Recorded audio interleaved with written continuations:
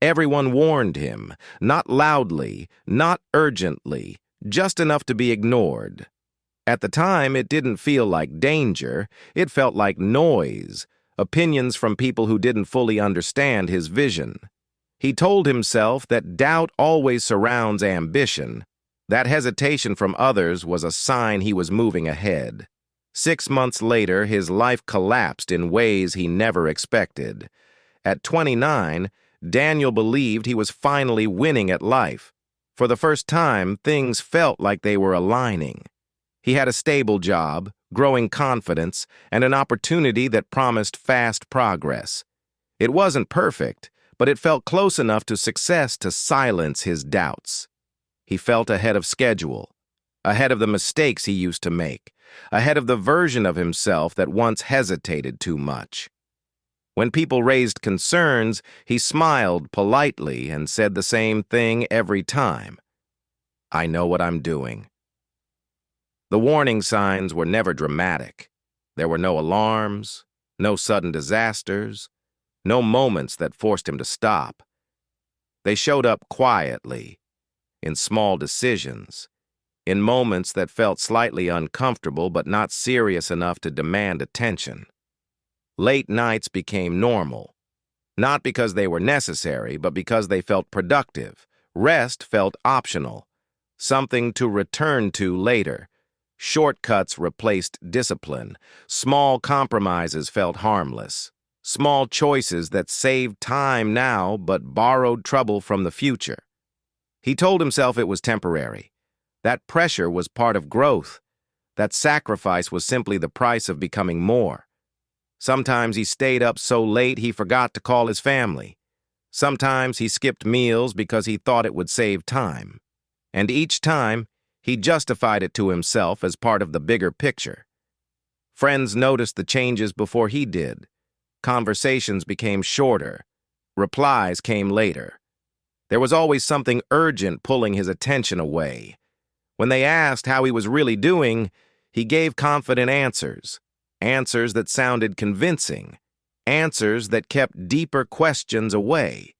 Family members sensed something was off. They suggested slowing down, encouraged balance, asked careful questions he didn't want to answer honestly. But Daniel saw only momentum, only movement, only proof that things were working. More praise followed, more validation, more confidence that he was untouchable. That's how warnings usually work. They don't stop you. They don't interrupt your plans. They wait. Life rarely shouts at first. It whispers. A feeling you ignore. A discomfort you explain away. A question you avoid answering honestly. Most people don't fail suddenly. They drift quietly, slowly, until consequences catch up. The moment everything changed didn't come with drama. It came quietly, on an ordinary morning. Daniel woke up to a message that didn't make sense. Then another, then silence. The opportunity he trusted was gone. The people he relied on disappeared. The security he assumed existed had never really been there. Within weeks, everything unraveled. Savings drained faster than expected. Plans he built his identity around collapsed. Confidence gave way to confusion. Confusion turned into regret. The voices he ignored replayed in his mind, not as criticism, but as truth. In the quiet that followed, Daniel learned something most people learn too late. Ignoring small warnings doesn't prevent consequences, it only delays them.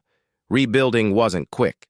There were no shortcuts this time, only patience, only discipline, only honesty with himself.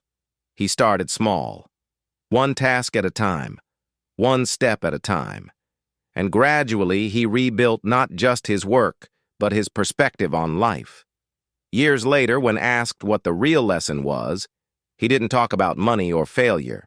He said, "The failure wasn't the lesson. Thinking I was immune to it was." Every story hides a lesson. Some arrive gently. Others come as wake-up calls. The difference isn't intelligence or luck. It's whether you listen early or learn late. because the warning you ignore today may become the lesson you wish you had learned yesterday.